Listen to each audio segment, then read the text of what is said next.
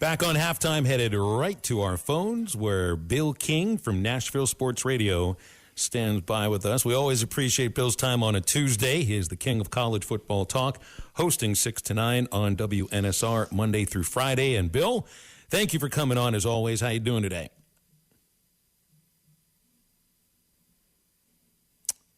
Hey guys, sorry about that.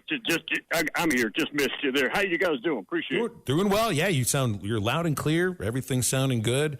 So I got to get your reaction from Arkansas against the Auburn Tigers. It's interesting looking at this Arkansas season. You look at the statistics. There's a game in Oklahoma State they had no business losing, and then judging on some of the stats outside of the turnovers against Auburn, it was a game that Auburn maybe could have won too. But they found a way to win. They're good on 3rd and long. What'd you think of Arkansas against Auburn? I think, other than Vanderbilt, that's one of the more improved teams in the league. I think so. I think the season can be better than I anticipated. And, yeah, the Auburn game got sloppy, but that's a game that last year Arkansas is probably not going to win, right? You found a way to get out of there. You didn't play perfect, not close, and you got a W, and you're about to go to Jeremy's World, and then you got to see a Tennessee team. And there's some opportunities here for them next couple of weeks. Hey, Bill, when I was watching a little college football over the week, and that BYU over Kansas State kind of surprised me, but Tennessee over Oklahoma, you had Utah over Oklahoma State. What was the biggest win? What was the best win of last weekend? I'd say Michigan. Michigan played their best game, their most complete game. They got back to being physical against a very good opponent. They needed a drive at the end of the game to win it. They went long and did it. They still don't throw the ball well, but they're physical. And even though it's a patched-up offensive line, it's still Michigan football. The defense is still stout. I thought that was the most, and not shocking, but just nice win for a program.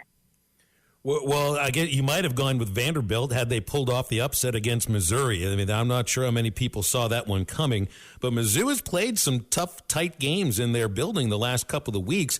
You said Vandy may be the most improved team in the SEC so far. What have you seen what have you seen under Clark Lee right now? No question. They'd be the most improved team.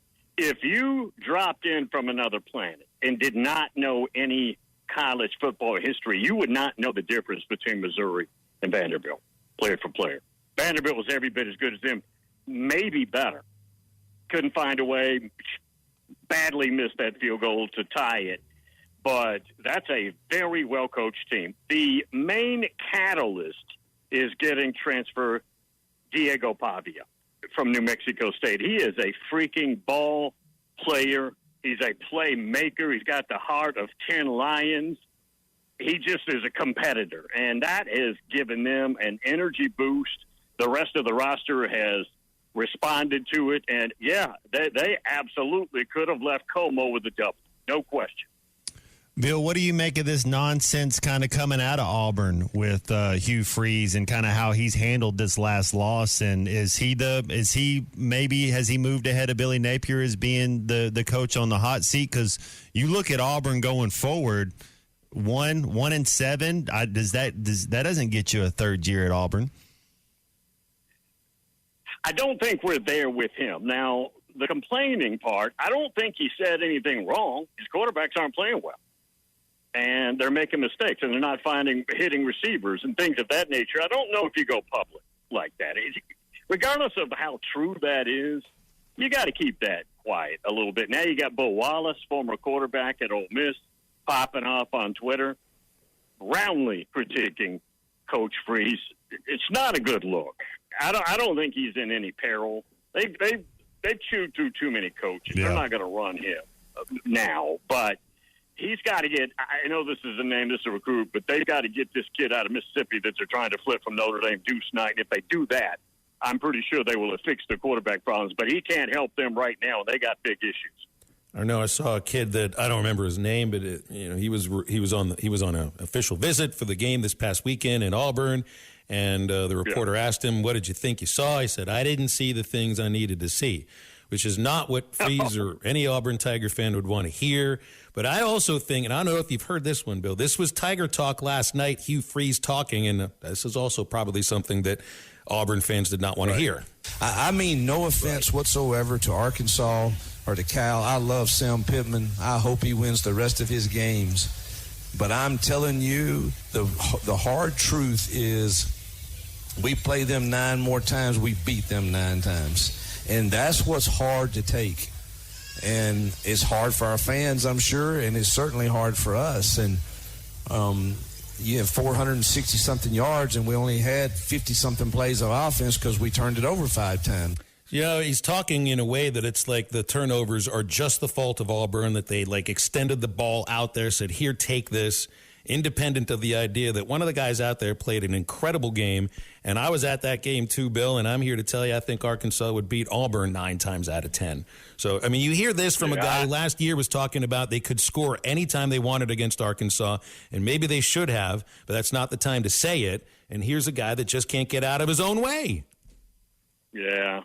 I saw that, and that's just not – I know he's playing to his constituents, but you're not local anymore. Anything you say can go across the planet, right? And you just can't – losing the game, critiquing your quarterbacks openly, and then saying, if we play down more time, that's ridiculous. It's a bad look, to say the least. Bill, before I ask you or Phil does about Arkansas and A&M, I got to ask you about Georgia and Alabama. Big one. It's just as big as they get. How do you see this one going? Who wins this one? And the winner, is this the best win? Should the winner of this game be the new number 1 team in the country? It's the biggest game to date. It's not even close. The difference is, guys, it changes nothing about either team. It's simply a battle and a much bigger war. Historically, this would have a lot of meaning. What if there's other undefeated teams? What if you get left out? None of that anymore. So it's not as meaningful. I know neither coach would tell you that, but it's true. But it's a huge game. I want to see these two teams compete. These are the 2 best football programs in America going at it. And I think Alabama's going to win at home. I think they've got more firepower on offense right now. Georgia, if you want to pick at Georgia, I don't know, other than the running back situation, which is better than a year ago, I don't know if they've established wide receivers who are vertical. And you're not going to have another tight end like you had in Brock Bowers. I've got to favor Alabama because of the home field, and I think they have more proven at the moment firepower. What do you make of Tennessee after the first 4 games? I mean, they wiped the floor with the first 3 opponents. Maybe could have done the same thing with OU. Defensively, they're playing lights out. Do you think they look the best in the SEC, or are you sticking with Bama now, or is it 4 weeks in and it's too early to tell? Well, they get Bama in a couple of weeks. They get Georgia later. We're gonna play all those games. They might play them again, right? But I think they're better than I thought. I thought 9-3. And who knows what that means? Could that be 10-2? Could that be 11-1? Again, you get Georgia on the road, Bama at home. Those are going to be difficult regardless of where you're going to be playing those ball games. Their defensive front is as deep. There's a couple guys making plays in the backfield that I never heard of. Guys, I'm telling you, I don't think anybody the last 50 years has spent more time in college football than me. There was a couple guys on that D-line I had to look up on the roster.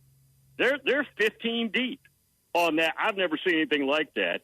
They can't be any worse in the secondary than they were a year ago. And their offensive line is really good. They're missing their left tackle who should be back, and they've got a superstar quarterback. And they have superstar-type playmakers. So, yeah, I think they're absolutely a playoff team. Now, what that means compared to Texas and Alabama and Georgia, we're just going to have to find out. Bill, did you get a chance to see that Colorado-Baylor game? I got to watch that second half, and kind of your thoughts on Shedeur Sanders, and how does Baylor? How do you just let the guy catch the ball uncontested, and then Travis Hunter, who some say could be a Heisman front runner, he makes the tackle that pops the ball out, but I don't know that he'll get a chance. If Colorado loses 4 or 5 games, that he'll have the votes. But did you check out that game? I watched the highlights. I did not see it live. I saw some of the highlights in game, but I thought of you immediately when I saw what Travis Hunter had done in that ball game both ways. And your suggestion last week about the Heisman, which, hey, he's absolutely good enough to win the Heisman. I don't think they're going to have the record to do it, as you just alluded to. But that's a nice quality win for them. Frankly, there's a lot of people down on Deion, and that was a good matchup. Their young left tackle, Jordan Seaton, is probably the best freshman offensive lineman in the country and is going to be poached heavily, I would think, here in a couple of months. But that was a quality win for them. Baby face, man, Phil. His 6'7" dude is like got the babyest face out there, and he's an absolute beast. He's just a baby, though. That's for sure. Yep, no doubt about it. Hey, Bill, here's a stat from Taylon Green going into this game against A&M. 3rd down and 10 yards to go or more. He's completed just over 68% of his passes for 263 yards. They beat Auburn on 3rd and long. They converted 3rd and 10, 3rd and 11, 3rd and 13, 3rd and 10. 3rd and 19 was the bomb to Satania for a touchdown, and there were 2 3rd and longs that they converted on penalties. It does worry me a little bit that seems unsustainable. You can win a game like that, but I don't know if you can play a full season like that. And A&M, historically, when Elko was their defensive coordinator, it was really tough on 3rd down. So I would imagine you can probably see some 3rd and longs this next Saturday, and it may end up that may define the game again. Yeah, you're probably not going to make that same living against the Aggies, but I will say this. This is a winnable game, reasonably, and I wouldn't have told you that in July. That's where we're at right now. I think Arkansas is much improved. I think the Aggies are still trying to identify themselves. Nice win at Florida, but I think they're just trying to get their legs under them under this new regime, which is very well coached. And Marcel Reed, the quarterback, is a Nashville kid, played at Montgomery Bell Academy. His dad was the head coach at TSU, Tennessee State University, for several years before Eddie George took over. And Marcel Reed's a very dangerous quarterback. I know most of the league does not know him, but he is very, very dangerous. Likewise, just like Taylon Green. Hey, Bill, Miami, is anybody going to beat them in that conference this year? Should I buy Miami stock? Are they coming out of the ACC?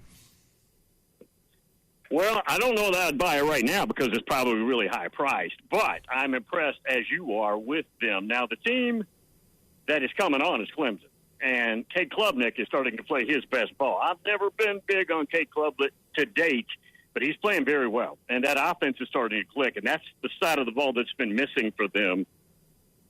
So I would watch out for them. The other thing is when Dabo Swinney has his best teams, I don't think this is one of his best teams to win a national championship like they did about 5 years ago, 2 of them. But they probably did the best job in America of week to week getting better. That's an art form to continue to get better. And that's what it looks like they're doing right now. I would say they are the biggest threat to Miami. They don't. Bill? Yeah, I was gonna say, No, go ahead. They don't play each other in the regular season. Louisville, Right. Louisville has Notre Dame. Do they have a conference championship game? Is it like 1-2 in the ACC? Is that what they would do? Yep. Okay. Yeah, no divisions, the 2 best teams, 2 top teams, winning percentage, et cetera. A long list of tiebreakers, but that's who I would have in that championship game in late September. I don't think any of the major leagues are doing a division format. I think there's some of the group of 5 that are doing a division, but none of the P4. Of course, the Pac-12 right now could do a division, one on one side, one on the other side, and then leave it at that. That's Bill, right. Yeah, Bill, appreciate you coming on. Thanks for your time. Okay. Thanks, Bill. Yeah, guys, thank you. Bill King, Nashville Sports Radio. He'll join us each Tuesday here on Halftime. BetOnline is your #1 source for all your betting needs. Get the latest odds, lines, and matchup reports for baseball, boxing, golf, and more. BetOnline continues to be the fastest and easiest way to place your wagers, including live betting and your favorite casino and card games available to play right from your phone. Head to the website or use your mobile device to sign up today and get in on the action. Remember to use our promo code BELIEVE, that's BLEAV, for your 50% welcome bonus on your first deposit. Bet online, where the game starts.